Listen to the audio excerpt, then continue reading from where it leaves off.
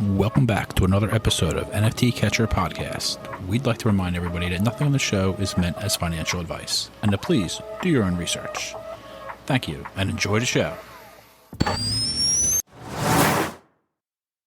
Now the subject is NFTs. They're known as non-fungible tokens, or NFTs. NFTs are exploding in popularity. This is a technology that will forever change the way people interact. So it is happening whether you understand it and like it or not. This phenomenon is moving. The digital. You have now joined Jenny from the blockchain and Michael Keene on the NFT Catcher Podcast. What's up, everyone, and welcome back to another episode of the NFT Catcher Podcast with me, Jenny from the blockchain, and my co-host, Michael Keene. Today, we have brought on the number one builder in the space, none other than KMoney69. Woo! Thank you so much. It's an honor, and yeah, thank you for introducing me as the number one builder. I know every project founder right now is upset. Everyone's crying like, no. So for those of you who don't know KMoney, he is basically like the funniest guy in Web3. Okay, so he is like the number one like comedian / content creator. Everybody loves his videos on Twitter. If you're not on Twitter, you should be, and you should follow him. But yeah, this is our first time bringing on a content creator. So I'm super excited to have KMoney on. I don't know if I can say your real first name. Yeah. Okay, Kevin. Okay. Yeah, everyone in Web2 knows me as Kevin. So. Oh, got it. Okay. Yes. So, and I just wanted to say first, my kind of like experience with KMoney, because currently you have 107,000 followers on Twitter, which is insane. And I remember when you first popped on the scene as far as like creating content in Web3, which was just a few months ago, really. And I remember when you had like 9,000 followers, I remember reaching out to you and being like, yo, I just want to say like, you're really funny and you're very consistent. And like, you know, there's nobody that's really super consistently creating funny content right now. And like, you know, keep it up because like this is gonna be pretty good. So yeah, I would like to just say that I discovered him first, folks. And then I saw you at VCon, which I went up to him and I was like, oh my God, KMoney. And I was like fangirling, I was so excited. And then he's like, oh, what's your name? I was like, I'm Jenny from the blockchain. You're coming on my podcast. Okay, Jenny, you did not look like your PFP. You did not look like a blue skin. You know, your eyes were not hearts like floating. So it was kind of hard at first to know that was you. I know. Well, so I used to have for the longest time my profile picture, and I was like that stubborn person that refused, and I was like I felt like the only person like not having a PFP, like NFT PFP. And finally I changed it to my doodle, so I feel like you probably never saw like me like for real, but yeah, I just thought that was so funny. I was like, oh my God, like he didn't know that it was me. I think I'm about to like switch just into like a regular PFP, like of just like my actual face. So it's funny how like we're gonna make like that switch at the same or a little bit different, but yeah. Yeah. Is your profile picture now an actual punk or like what is it? No, I'm essentially a right click saver. So Nice. Like one of my fans on TikTok, when they found out I was like into like NFTs and stuff, they made a CryptoPunk based off of like my actual like headshot that I would use. So yeah. Got it. That's a good one. I like that.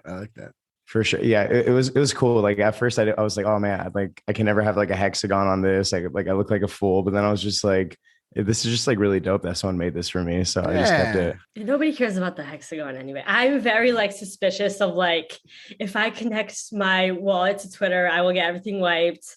And I don't have a hexagon on my. Yeah. I don't know. Not yet. I don't know. Not that there's anything wrong with it. It's just, there's no need. I know it's mine. I don't need, if someone doesn't think it's mine, like. Yeah. I feel like personally, like I would never trust any ape that doesn't have a hexagon. Cause like, I'm just it's just such an expensive, like NFT. And it's like, I don't know, I'm terrified about getting verified. How do you feel about that? Nah, go get verified. Why would you be terrified? I am like kind of like against getting verified because I feel like it's like I don't know, like I just like I'm just like, I feel like I like not being verified. I don't know. I'm just weird that way. I like not being verified and feeling kind of like an underdog. Like that's like my thing. Like I love feeling like underrated and then just like people are like, oh shit, this girl's like doing this. And it's like, and I just feel like if you're verified on Twitter, you just have this like, oh, that person's like, you have to be. Like, yeah. I don't know. That's just like my personal opinion about it. But yeah. I feel like verification in Web3 is almost a bad thing, just based on like how often like do you get those like scam link, like where they just like mention like 100 or 200 people and like that's link. the worst. That's the worst. And it's always a verified account. Like I feel like, so like that's the only reason I'm just like, oh, like if I'm verified, like I'll look like a scammer, which is just so weird to think about.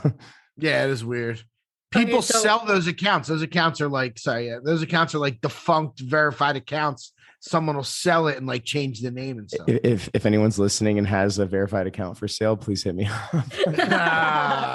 No, charge him like $1 million though. Okay, if you do. We gotta get started on. First of all, I want to hear your content creation journey. We're talking a little bit about this before we started recording. I said I also I have like content creating roots. Even now, still consider myself content creator. Obviously, have a podcast, but first, I want to hear about your NFT journey because this is an NFT podcast. So, okay, so NFT journey, like without content creating, just NFTs. Yeah, like when did you first, buy your first NFT? When did you first like get into NFTs? How did you hear out about them? I think my first NFT was purchased last July. Okay, nice. It was last July. So it was like my first NFT. And on top of that, it was, I was minting for the first time and I was in a gas war. So just amazing. I had no idea what I was doing. I had no idea like how to adjust GUI or anything like that. And so right off the bat, I lost $1,600 in ETH in gas and like failed transactions. Let me take a guess. Was it the fuck crystals? No, dude. Okay. The worst part about this was like, it was a terrible project. It was for like, I think they're called like immortals. I don't even think they exist anymore. It was like, they exist. I remember. Everything exists. I remember the immortal. Michael mints everything. He knows. No, I did. I used to. Now there's too much. Much. But I was trying to stay on top of it all early on. So like that was like my first NFT I got. And then I remember it was the next day, like even though I like failed one transaction and was like down like 15 or 1600. I like just like sent another transaction. I was able to mint like 4 of them. And I remember I woke up the next day and they were like 4x. And I was just like, oh wow, like these like pictures that people are trading that I was like fading for so long. They're actually like a good investment, or like at least you can see like a decent ROI, because I was trading crypto before that. But so like as soon as I like noticed that, and then I downloaded Discord for the first time and like went into the community to see like what's going on, I was just instantly hooked. I was like, this is way better than just like buying like meme coins and going into telegrams and asking like when moon. Like this is way better. It is fun. It's a fun game to play, and all the different rarities, and they're all unique, like, and they're cool, and they're all different kinds of things. It is a lot of fun. Yes. So it's pretty much just got into like NFTs like last summer. And like once I got like once I started trading and like minting, I was just like hooked, and I just started doing it every single day, which probably wasn't the best financial decision, because like I was not doing like any research. Like I had to like learn from like mistakes the whole time. So wasn't doing any research, was just essentially like just gambling. But it was like just so engaging and interactive, and like seeing the communities, and like the more I got to like understand it, and like there's just so many layers to it, last July, and pretty much like every day since, just like been kind of keeping an eye on like the NFT market. Do you still have the NFTs that you originally minted, like that first project, or did you sell them when they like 4x'd? I sold them. So I was actually smart. Like I was smart about the first one. I don't know why I didn't maintain that integrity, but the first one I minted 4 of them. So I sold 2 of them when they were like 4x.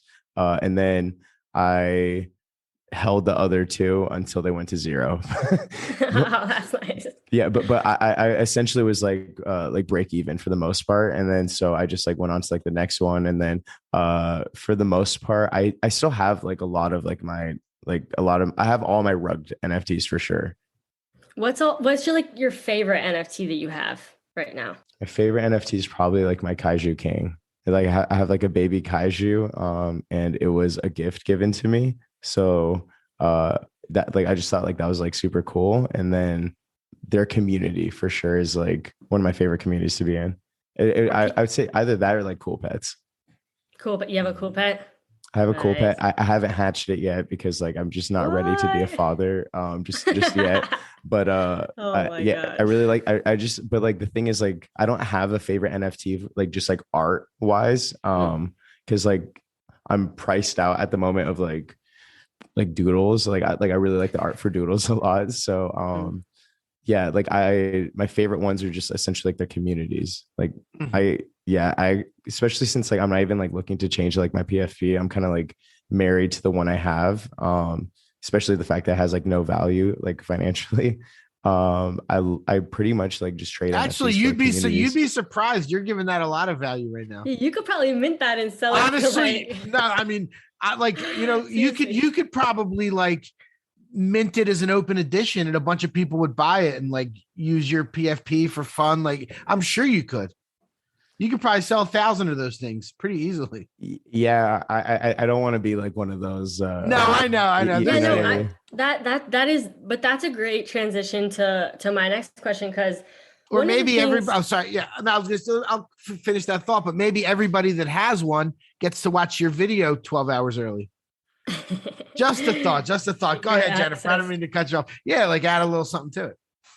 Yeah. Go ahead. I was going to say, one of the things you learn about being a content creator on various platforms is that monetizing tends to stunt your growth. And so if you can hold out on making money for as long as possible, you can grow a lot faster.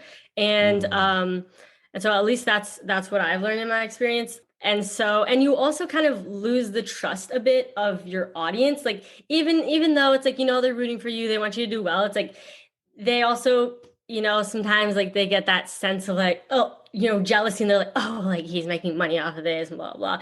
And it's like a different thing, it's just like a totally different thing. Yeah. I don't know. What are your thoughts on, monetizing or maybe off of what Michael suggested as his idea? I honestly 100% agree with you. So like, I'm just like, I'm playing like the long game. Like that's like my approach. Cause, yeah, I don't like, I've seen so many people like in like Web2 and Web3 where it's like, as soon as they start kind of like popping off and like getting some traction, they'll just immediately start monetizing. And it's just like, you're like, it just kind of feels like you're like selling out or like selling yourself or like just trying to like get money or like liquidity from like your audience, like right off the bat. And so like, I never liked that. I got really lucky with like what I started doing with WGMI.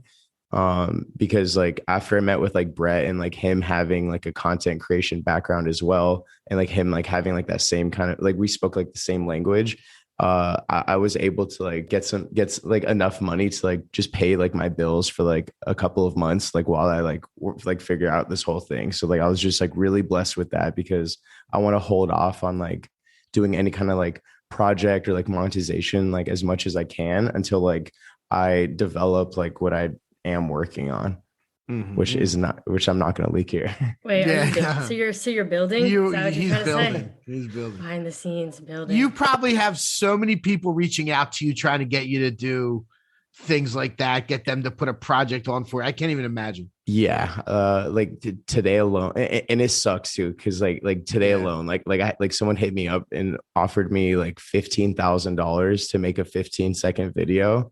And that's more money than I have in my bank account right now. And but I'm just like, I'm not going to do that because like, I never want to tie like, especially like my videos. Like I never want like my videos tied to like any other person's like business reputation. Or project. Exactly. So I want to like own that completely. And like, that's why I liked what I'm doing with like WGMI because it's like, I still own all of like my videos 100%. We do like, we have like a really good like deal and like Brett the contract I ended up signing, like I got to write that with Brett. Like we like sat there for like 8 hours, like just Googling like legal terms, trying to figure it out and everything. So it was like, I just wanted to make sure that like my content would never be behind someone else's paywall, and like I'll always own it. And it's like, I don't want to like just ruin it.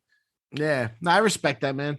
I respect What that. is Awesome. WGMI? Like, can you just kind of expand like what?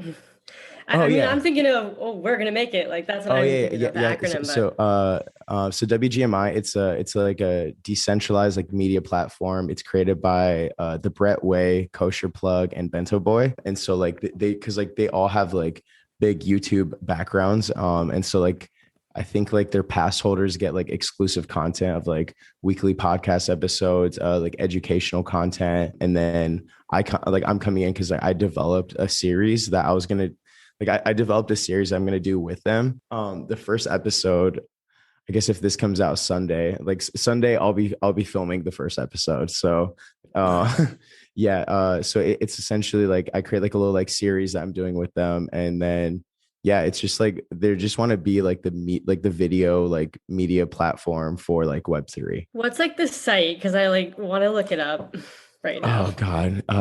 If you go on their Twitter, it'll be on there. Also, if anyone from WGMI is listening to this, my apology. WGMI Media. WGMI_studios. WGMImedia.com. There you go. Cool. Okay. I didn't even know about this. Cool. Yeah, I didn't know about this either, but that's cool. So, all right. So let's get into your content creator backgrounds. I had seen on Twitter, you kind of made this like thread about how, you really started your content creating journey like 9 years ago when you put out a YouTube video and you made a skit for the first time. Yeah. I just want to hear about, how that all started. Cause now, I mean, I'm sure a lot of people listening are like fans of you. You create these amazing, like 1 minute, which Twitter, you can only do like 2 minute, 20-second videos, 1 minute, like funny skits that it's like, you really jam pack them. And I just like, you're really good at creating content, which it's like, it's obvious you've been a content creator for a while. So yeah, I would just love to hear your journey and how you got started. Thank you. So I, the first like sketch comedy I ever did, I don't even know if you want to call it a sketch. Like it was just like a complete fever dream. Like it was just like the most like random video, like my friends Eddie and Mike and I that we made. And it was like 9 or 10 years ago. I remember Facebook was like still like Facebook was like the big thing. And then we filmed this video, we posted it on YouTube, and we're like promoting it on Facebook. And then do you remember who Jenna Marbles is? Yes. Oh my God. Yeah. So just so you have an idea of like the time frame of everything. Yeah. So Jenna Marbles went and actually she shared it on her Facebook. What? And so as soon as we did so like we got like, I think it was like 20,000 views, like just like instantly. And we're all just like sitting around the computer, like just freaking out. And so just being a part of that whole process of like, coming up with the idea of something, figuring out like how to shoot it and like the shots, like shooting it, do like acting or like whatever, and then editing it. And like I had no idea how to do any of these things. Like all I knew how to do is like just to try and make my friends laugh. That's like all I've ever like tried to do with my entire life anyways. So it was like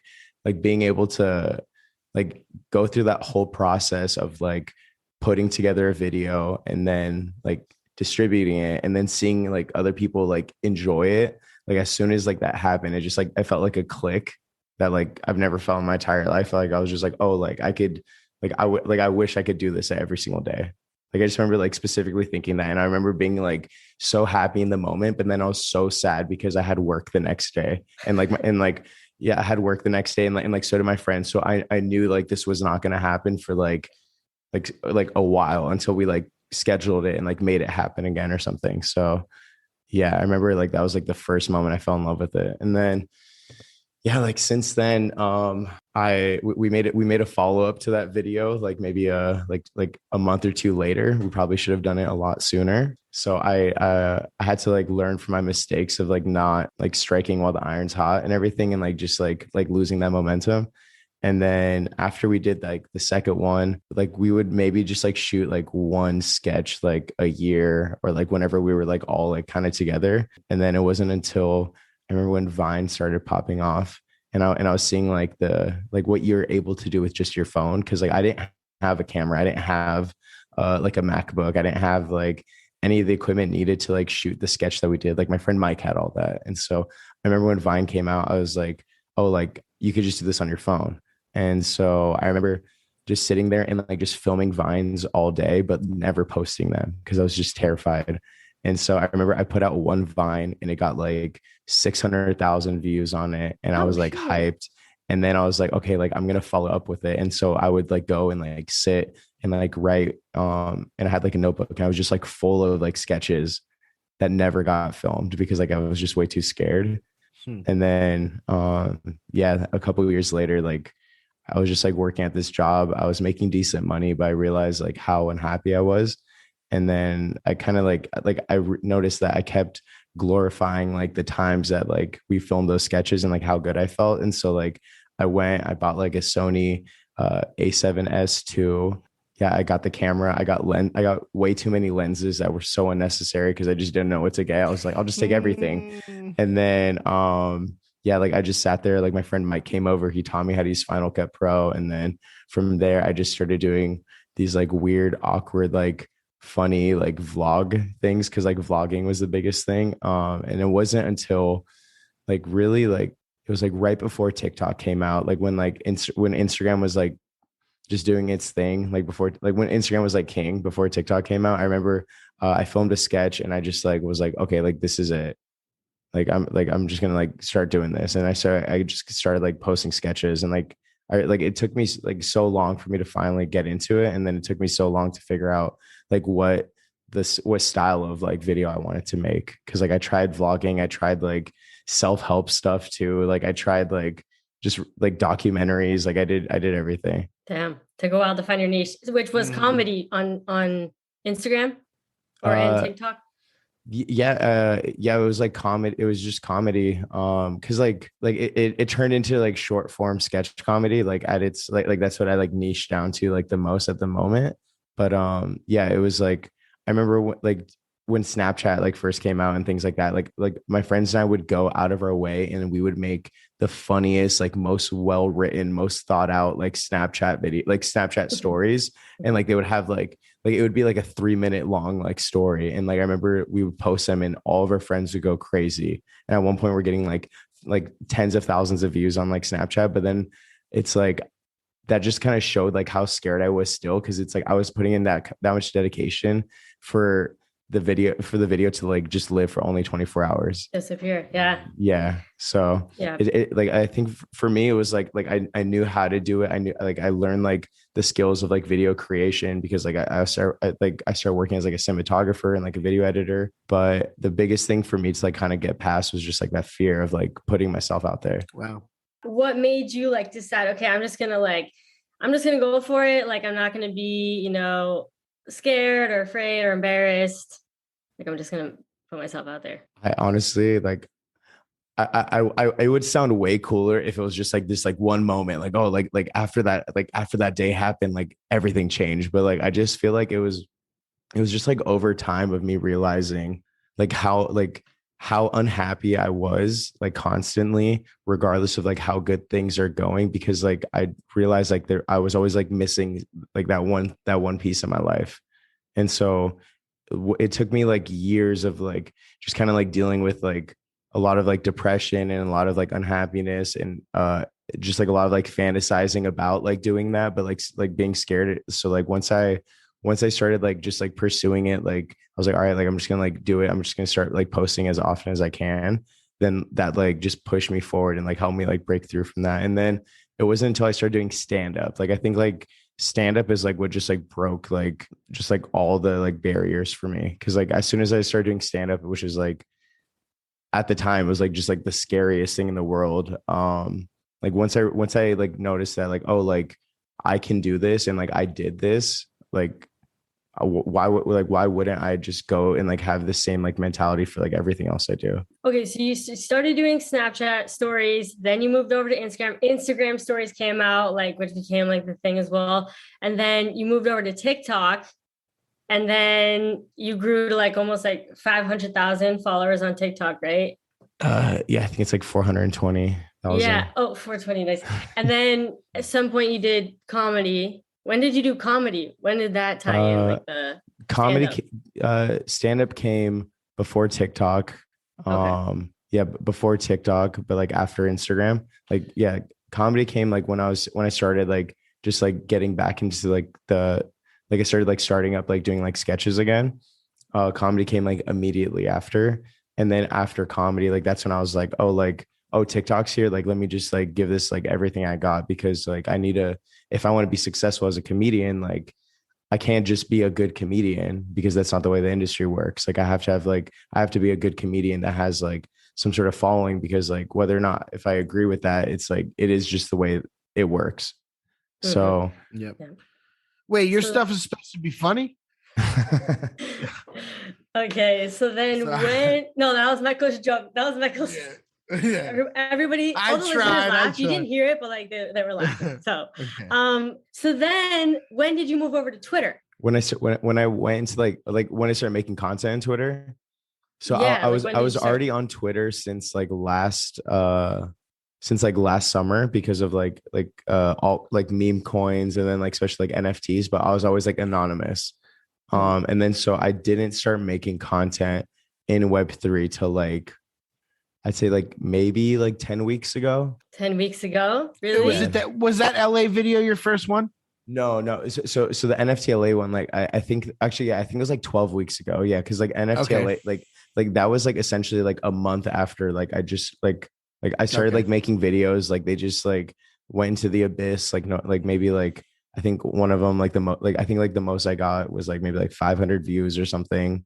Yeah. And I was shilling the fuck out of them. Sorry, I don't know if I can cuss, but yeah, I was. Yeah, you're good. You're good. Okay, I was shilling them like crazy. Like it was so hard for me to get traction in the beginning. Wow. I was essentially like the reply guy, which is hilarious too, because like Champ, who's like one of like my good friends, and I now, it's like we always joke about the fact that I just had like post notifications on for like essentially like any like influencer, anyone that had like following, anyone who had like eyes on like their tweets.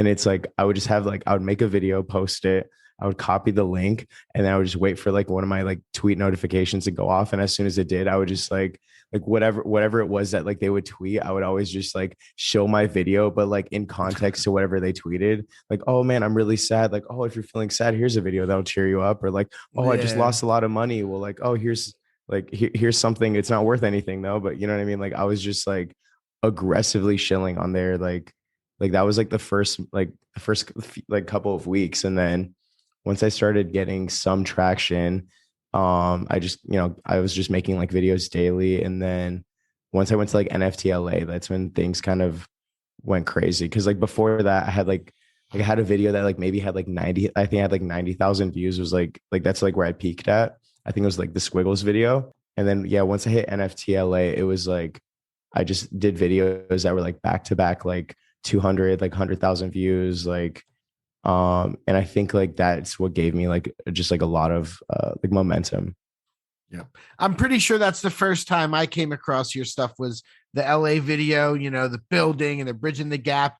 And it was so funny because it rings so true. Like most of your videos, like there's a lot of truth in your video. And that's why they're like, they hit home. They're really, really funny. Like you have a lot of great moments, but that one, I was saying the same thing. I remember going to some of my first NFT things and everybody, I didn't quite have the same words, but everybody was like, yeah, I'm working on a platform. Like everybody was creating a platform, And like when you started saying I'm building, it really, really cracked me up. I could tell that was something special. And then you really done amazing with the video. Like being super like the Zagabond stuff.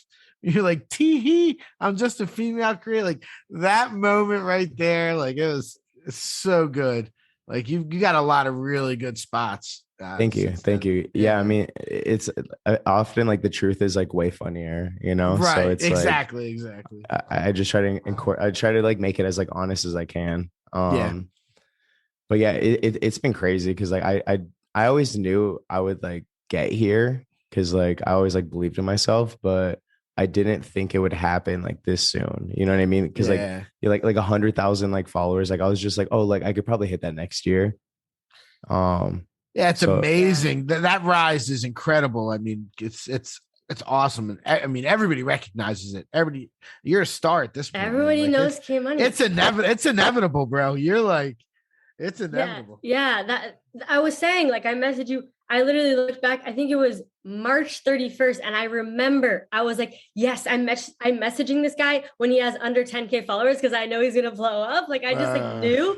And I was like, yes, got him in the like 4-figure follower like range. Like, anyway. So, and that was literally 2 months ago. And now you have like, 6 figures of followers. Like, so it's just, that's bizarre. Like how, but also you're and I think, first of all, obviously you're really funny and you're really good at, creating relatable content that's short form.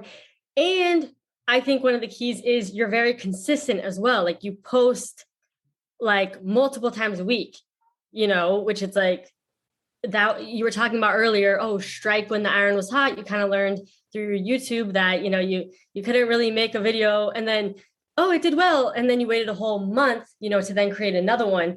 You kind of learned, oh, you got to like kind of make things quick because people like to consume things fast. Yeah. And then on top of that, it's like the market itself is just like so quick. So it's like if I want to like make a video about like Azuki now, like that's old news, you know what I mean? Right, but like that was only like 2 weeks ago. So it's like maybe like on YouTube or something like that. Like it's fine if you do make a video about like a subject that like happened like a couple of weeks ago, but I feel like in Web3, there's always like every day there's like a new narrative or like there's like a new like main character like or like new just like issue that is happening. So I feel like you just have to like just try to like make the content about those like as quickly as you can. Like I didn't make a video about goblins and like now I'm not going to because it's just like I feel like I already like missed it. It's like goblins blows up even more. Uh-huh.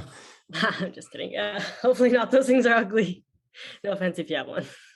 Yeah, but the cool thing for me though with like so I it was always like a goal for me to hit like 100K followers, and like not because like I'm just like, oh, I want like a lot of followers, but because like I just like the space is small, you know what I mean? So I feel like if you could get like an audience of like 100K, like I feel like maybe like 400K would probably be like the majority of the space, you know what I mean? So I feel like, yeah, like for me, it was always just kind of like, it was just like a random like goal I had, like not because like I wanted like a lot of followers, but just because like I felt like it would be the case that like I'm finally like able to get like my like video and like my my comedy and like things I created like across like eyes or of like the eyes of like the majority of the space. And like I was just like that idea like just fascinates me because like if you're on like TikTok, like I wouldn't consider going viral on TikTok like unless it's like less than like anything less than 1 million views, like I wouldn't consider viral,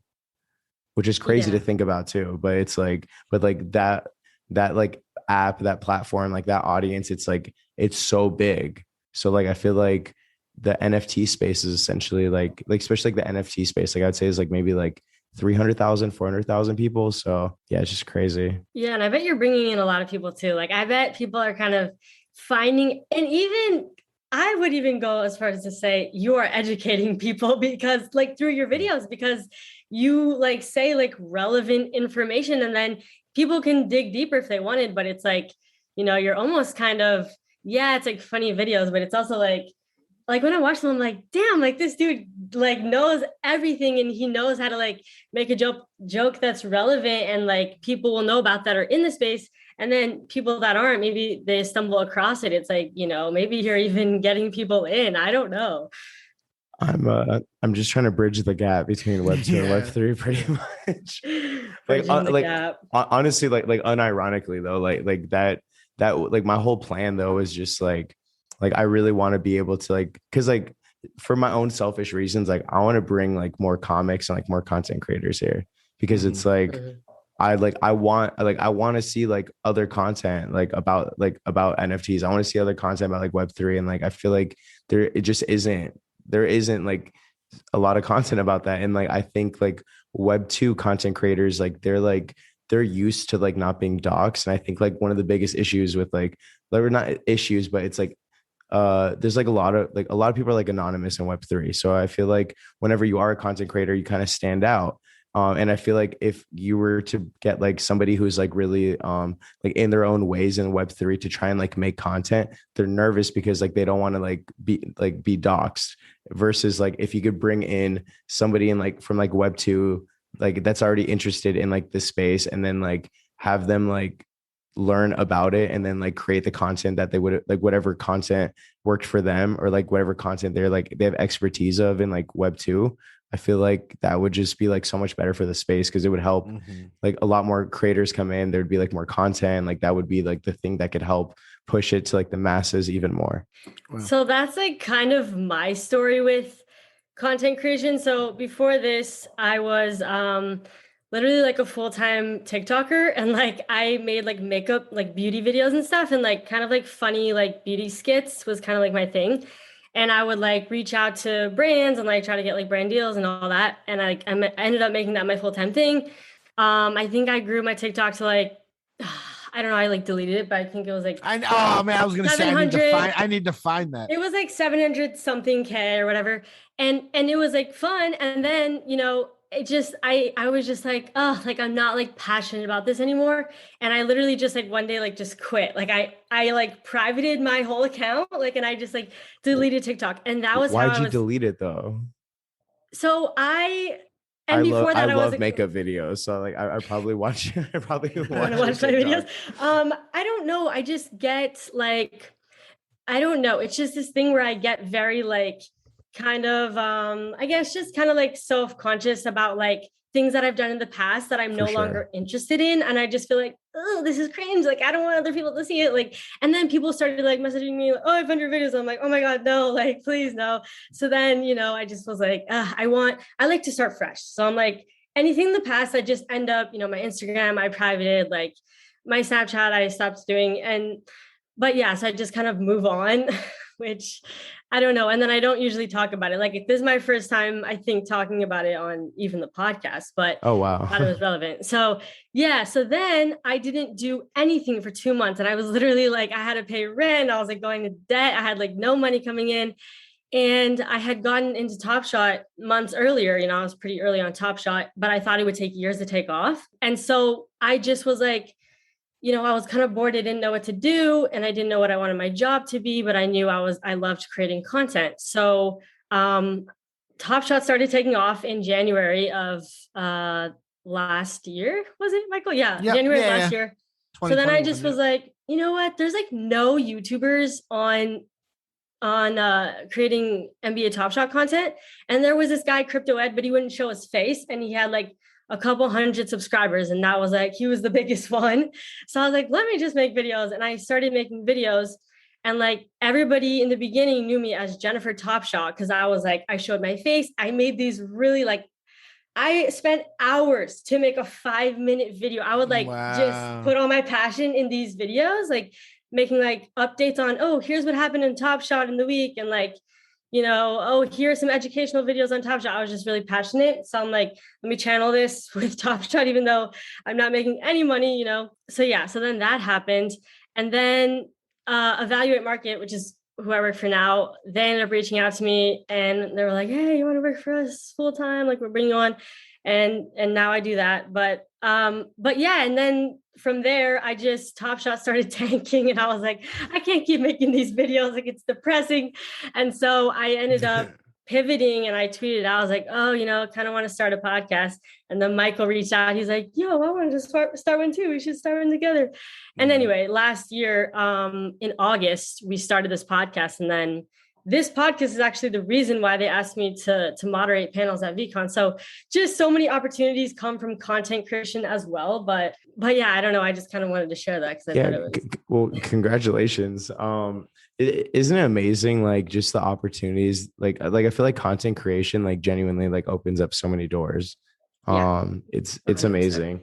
And then I do feel you with that too. Cause like, I remember like the day I started making like Web3 content, like I just like I just like, I was like, okay, like buy Instagram, like buy, like buy TikTok. Like I was just like, I just like left them in the dust. I remember like people on like TikTok were just like hitting me up like, hey, like, are you good? Like when's this week's video? Like, what's going on? Like, or then like, I remember I think it was like maybe like a couple weeks ago, I like looked at like my TikTok and like I was just like looking at some of the comments and it's just like oh, like only OGs remember this creator, and I'm just like acting like I'm like gone or something. Yeah. But yeah, I feel that because I remember the day, like I remember the exact like day that I was just like, I'm not into like I want to make content about like Web3, and it was like I had like a series on TikTok called Fuckboy Rehab. And so in that series, it's like I just essentially like my friend Ahmed and I, we like, it's like super satire, but like essentially it's like a rehab for fuckboys, and we're like teaching them like how to not be fuckboys. And it's like we just try to make it like funny. So it's like again like educational, but like kind of funny in a sense. And so that series like always did really well. Like I think like we hit like maybe like 60 million views like across like just like nice. Yeah, like across like Instagram and TikTok on that series alone.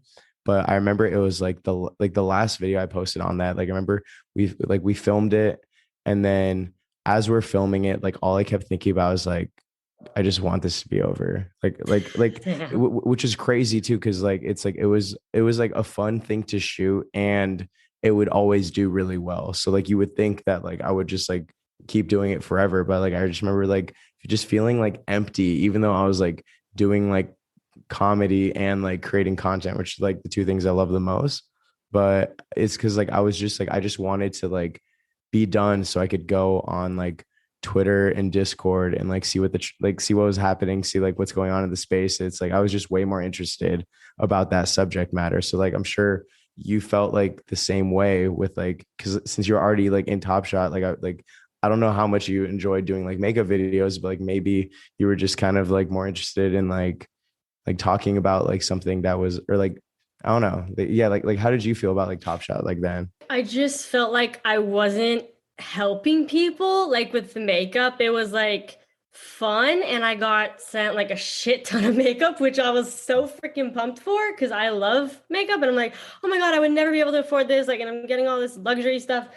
But I just felt like it was like I didn't feel like I was like helping anyone. Like, I don't know, like I was making, some people smile, I guess. But I felt like when I switched over to Top Shot, I felt like I was like informing people in like, a creative way, I guess. I don't know. I did kind of feel like it was like, oh my God, I really had like high conviction in Top Shot. And I felt like I literally, when I first started, I was like, oh my God, maybe I can help, some people like get out of debt or whatever. I don't know, like just get into like learn about like blockchain technology. And like I literally was like, maybe I can help with that. And so yeah, that's why I was making the videos. And then it was just like I was also bored and had nothing to do. So I would just dedicate all my time just making these videos. And eventually I retired the account, and I have Twitter and everything. But yeah. Respect. I always respect a clean slate though. Like that's cool.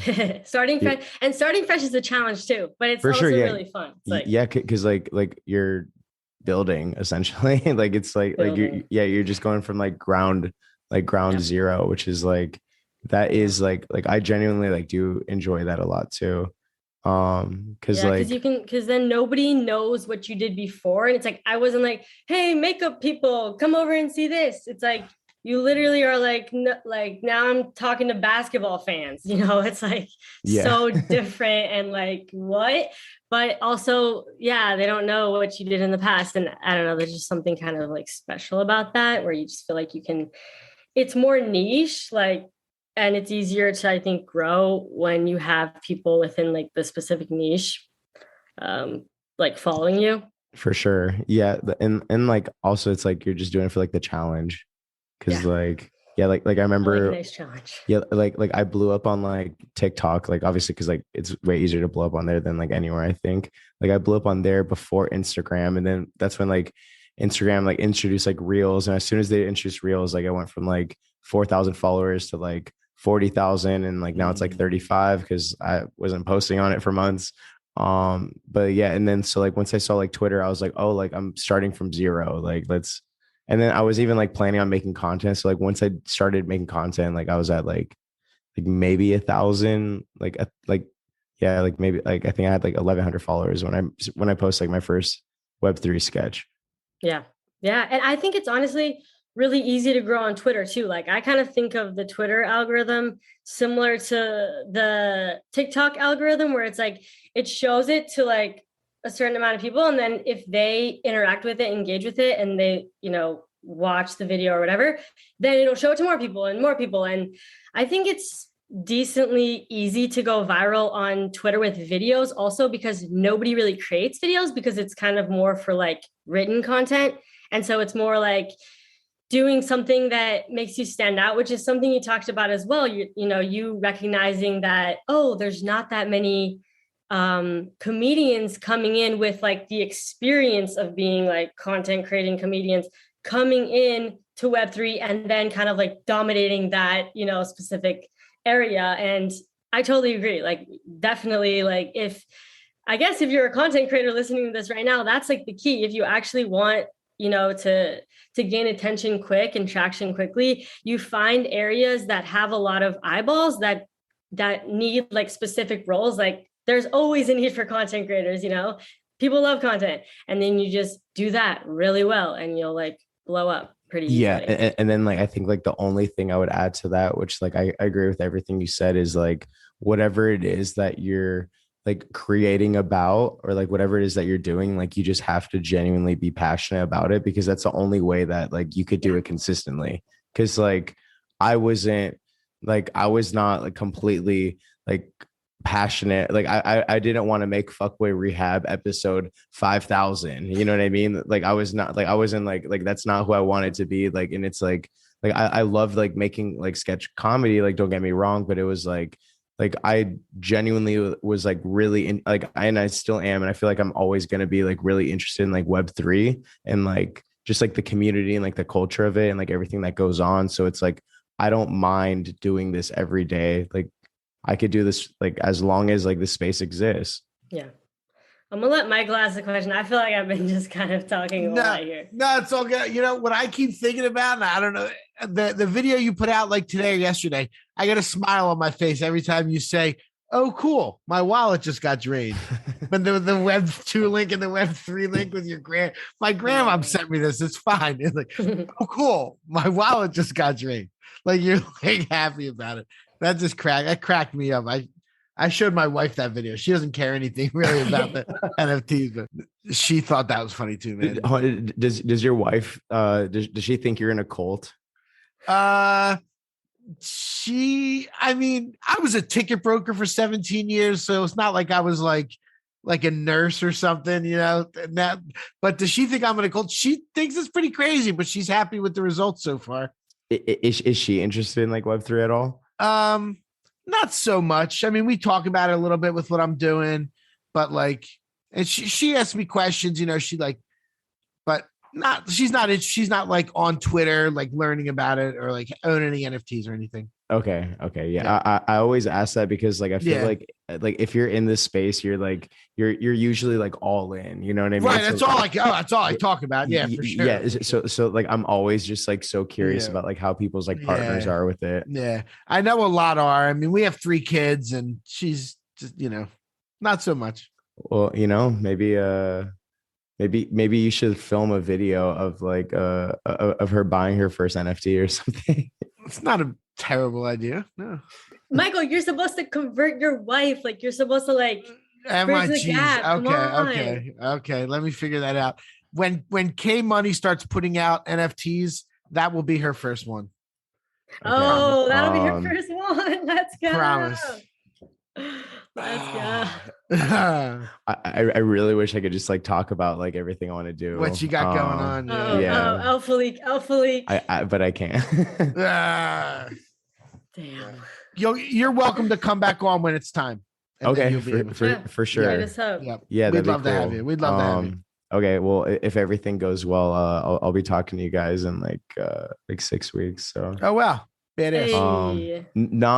Yeah, but I think you guys would be kind of surprised of like what it's gonna be, because like Okay. I'm trying to do something that like hasn't been done, because I'm just like not that interested in, like, I love PFPs and like I think they're like the backbone of like our identities and like in Web3, but like I'm so tired of like PFP projects. Yeah. I feel that. Yeah. Yeah. Okay. Like, Okay. Well, I like it when other people do them though. You know what I mean? Fair. But, yeah. Yeah. Um, Good for you. I can't wait. I can't wait. Yeah, we'll keep the listeners on the edge of their seat. They'll be brainstorming, you know, what is he going to be up to?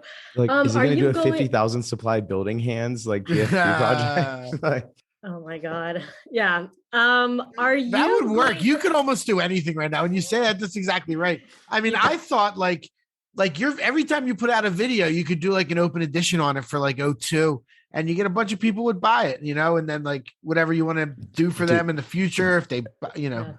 Okay, Betty from Dead Fellows, if you're listening to this, dude, she's like an amazing human being, but every single I always feel so bad because every time I talk to her, like we'll be like having like a nice conversation, and then she's just randomly like, when are you gonna make your videos? And, like, it gives me like a huge like talk about that. But yeah, Betty, if you're listening to this, we'll talk. We had her on about a month ago. She was on here about a month ago. Nice. Yeah, it was a good episode. That's cool. Obviously, you don't listen. Okay, so I'm kidding, man. I'm sure you guys like understand though. It's like when you're like creating, like, it's kind of hard to like consume. You know, like I feel that. I don't even listen to mine back. That was a total joke, bro. Yeah. I listen to that. I watch your videos. That's about all I do as far as like, or I scroll Twitter too, but you know. Yeah. Okay, here's my question, because you know maybe some people want to meet you in person. What's the next NFT event that you're going to? NFT NYC. Yeah. Hey, we'll be there. I'm really hyped. I've never been in New York. I'm gonna be there for like like 6 days. And hitting up like every event I can there, because cool. Yeah, they're still not letting me speak though.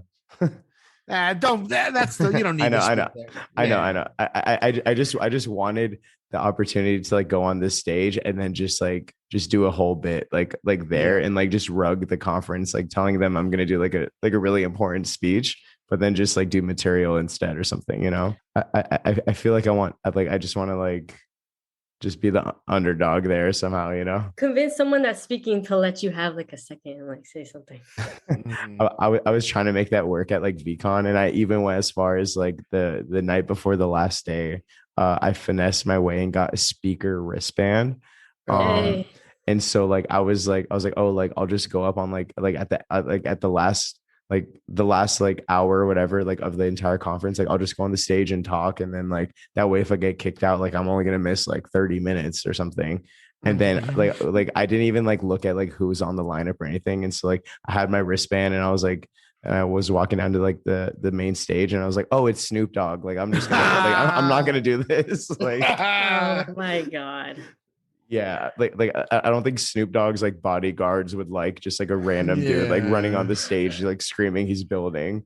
You should have messaged me. I would have finessed you in to maybe not the main stage, because I was like already stressed out for that, but the side panels I would have finessed you in. Oh no, yeah.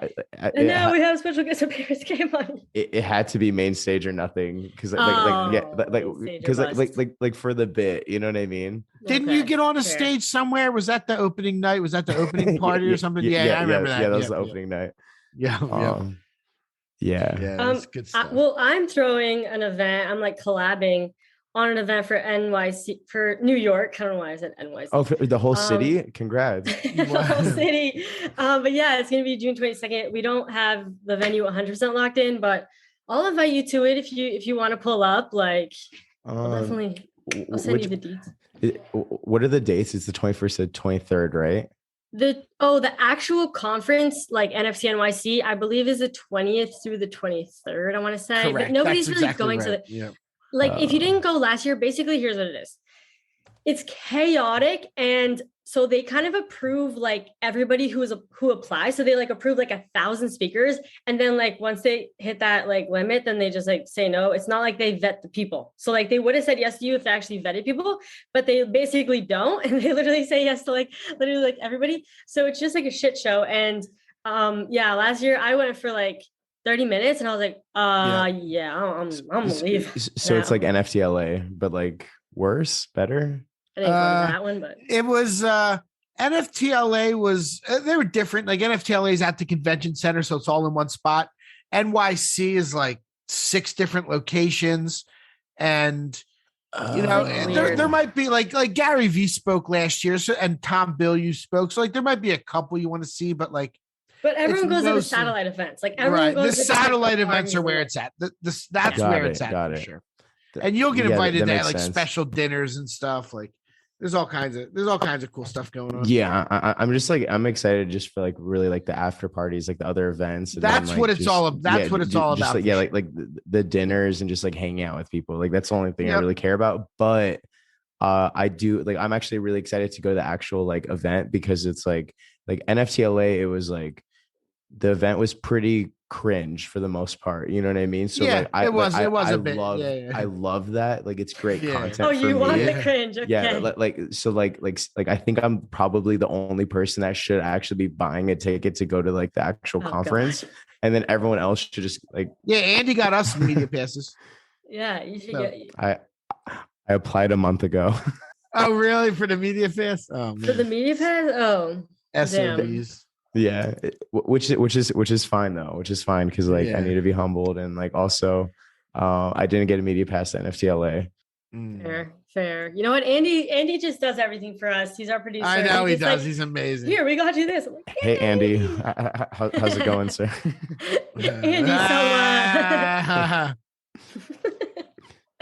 okay, well, I guess let's wrap this up. It's been an hour. This has been amazing, by the way. This has been a super fun episode to record. Hopefully everybody listening to this has enjoyed it. Any closing questions you want to ask, Michael?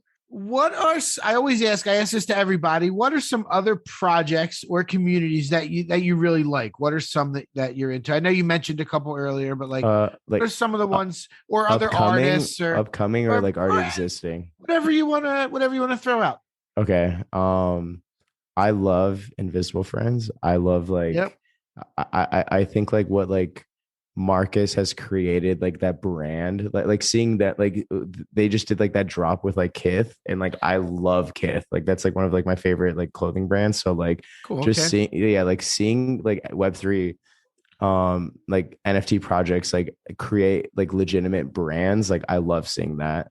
I think Possessed, which is the upcoming one, I think like that's probably like my favorite project like that's like upcoming because it's just like I've never seen any other like NFT have like branding like that. Like I'm a sucker for branding and like design. And then like their lore. Are you guys familiar with like what like the things that like they've been doing? No, not really. I am following them, but I'm not ultra familiar. Looking at it. If you go into their Discord, it is the most unique Discord experience ever. Like it, really? Like, I was fascinated like when I saw it. Cause it's like, obviously like they're like super hyped. So there's like a lot of people trying to get in there. And so it's like, you have to like you can't just like verify like, oh, like click this box. It's like, you have to like listen to an audio. You have to like put in like a code from like the audio. And it's like, and then you have to go like apply it and like get like a pass where you can go into like the Discord and speak for like, I think it was like 15 minutes or something like that. And so it's like, it's just a really unique, like it's like extremely engaging. So I think like, that's what I'm like really excited about. And then, cool. Yeah, outside of that, like I just like all NFT projects because I don't want to keep shouting out them for another hour. Yeah, no, that's cool. Cool. That's good. That's actually good alpha. The Possessed people listen will check it out. And yeah, I'm gonna check it out. Probably a little late for the whitelist unless you get lucky.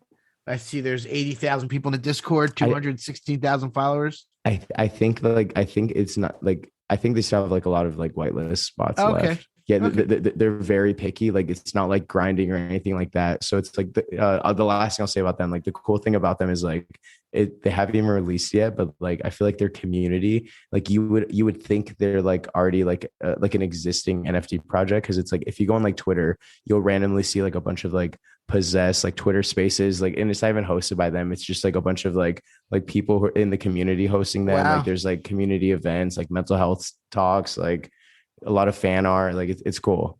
It's really cool to know. I didn't realize all that. Yeah. Also, when you get your NFT, use code word K. I think it's just like a giant show.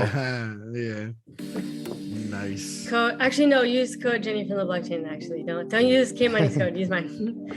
I'm just kidding. You could use her code. You're on the team. You're on the team now of that one. Is that the case? No, imagine like just like the biggest show. Right. Very nice. Okay, well, thank you so much, KMoney.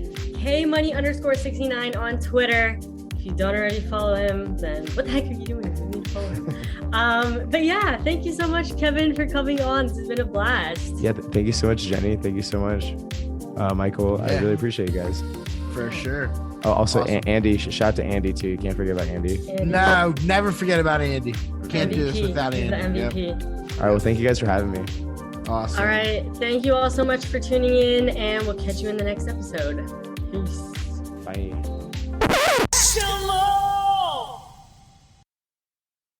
Thank you for tuning in to the NFT Catcher podcast. We hope you enjoyed today's episode and learned something new about the exciting world of NFTs. If you enjoyed today's episode, please take a moment to subscribe to our podcast on Apple, Spotify, or wherever you listen to your podcasts. And if you really love what you're hearing, please leave us a rating and review on your favorite platform. If you want to stay up to date with the latest news and insights from the NFT space, be sure to follow us on all the socials at NFT Catcher Pod. You can follow Jennifer at Jennifer_pseudo and Michael at NFTicket.